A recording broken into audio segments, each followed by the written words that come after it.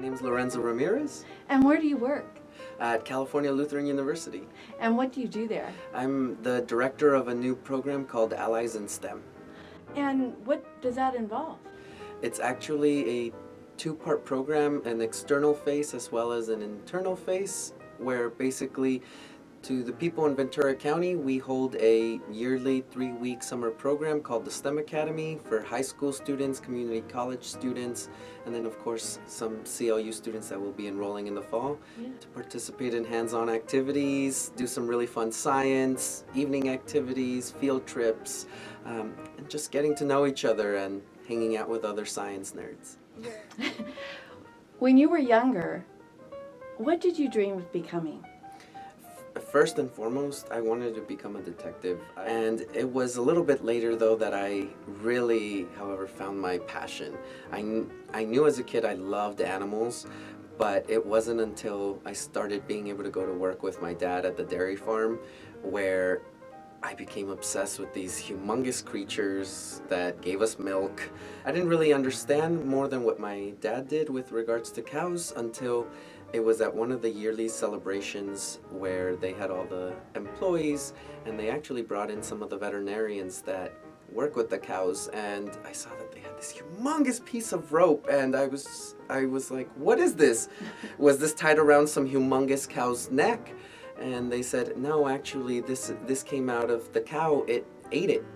And so this is from other things in the stomach and the processing of this rope in the cow's digestive system that caused this enlargement of this humongous piece of rope. I didn't know how else to describe how large it was, but it got me interested in saying, oh, there are people who take care of these animals in a setting kind of like what my doctor did. So I knew, what is it that they did? And my dad encouraged me to go talk to these strange men that were wearing boots and gloves and such, and they said, we're veterinarians. We happen to work with cows. Do you have any stories about school in particular that you would like to share? So it was freshman year. I was in college prep science classes, didn't think anything of it, but my honors geometry teacher said, hey, did you know we also have an honors science class? I was not aware, but that teacher said, hey, I'll talk to your regular science teacher and see what he thinks about placing you in the honors science class. One, that was the first time someone had advocated for me. I had a long history of, because of having a Hispanic last name, constantly being placed in English language development classes, even after regularly being tested out each year. Oh my So goodness. each year I ended up being placed in another similar class based off of my last name. So it was the first memory that I have of a teacher really advocating for me, and especially in the sciences, which has now become, my passion. And I remember it was around Halloween when I got placed in her class, and they had this humongous pumpkin. They had carved it. We really didn't know what was going on, but she ended up adding some chemicals. All of a sudden, the pumpkin started squirting out what we now know as elephant toothpaste, a very common activity. She then took another pumpkin. We were expecting something very similar. This one caught on fire. So what did you graduate with? So in college, I started off as an engineer. I had really been supported by my math and physics teachers to say, hey, you're pretty good at this.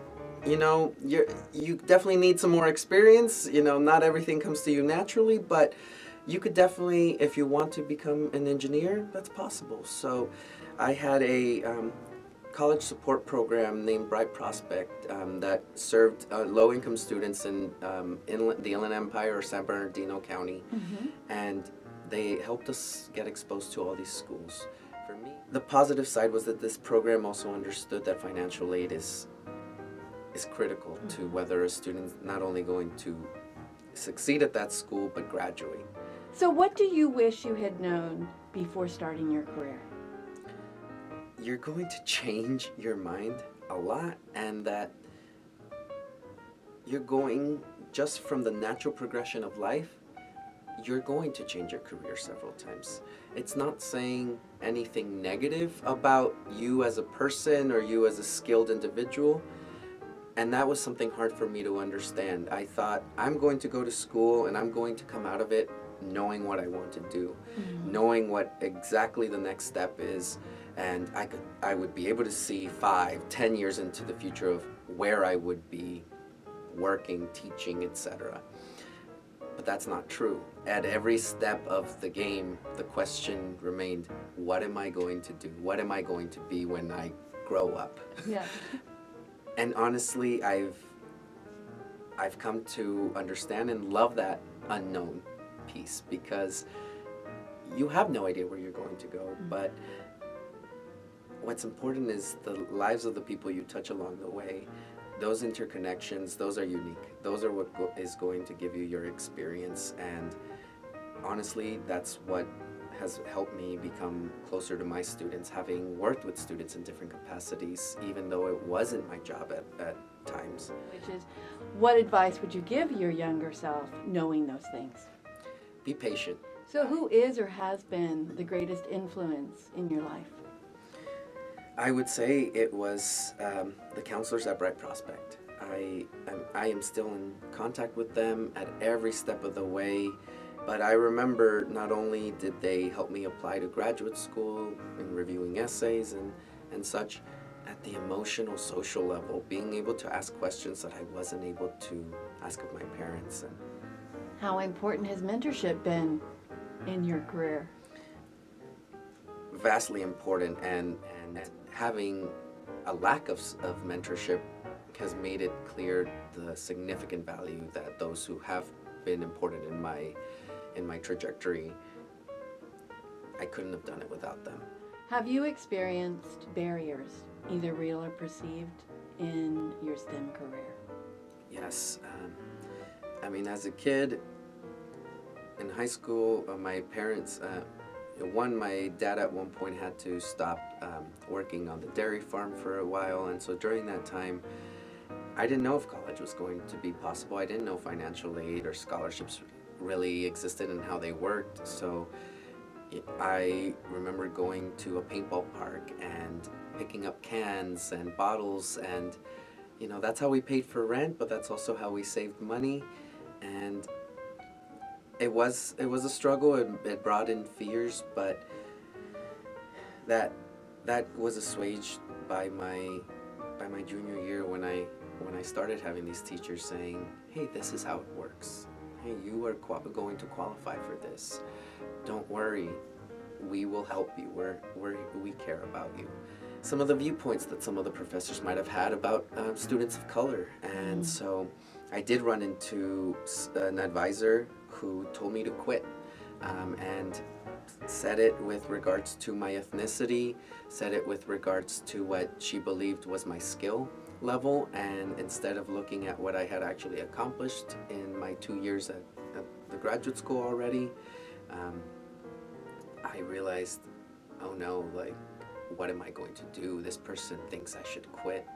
So I went and sought out my mentor, who did give me that opportunity to mentor others, and the chair of my program reassured me that I was on track, and they, for lack of a better word, they stood up for me, but also encouraged me to develop, that thick skin, because things aren't always easy for students who come from underserved communities.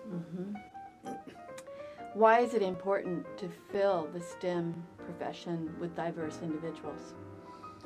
Sciences, and especially fields that claim to touch human medicine or human lives, they have to diversify. And at the very basic level, diversify in thought and openness. Well, how do you get that openness and thought? Well, you bring people with different perspectives.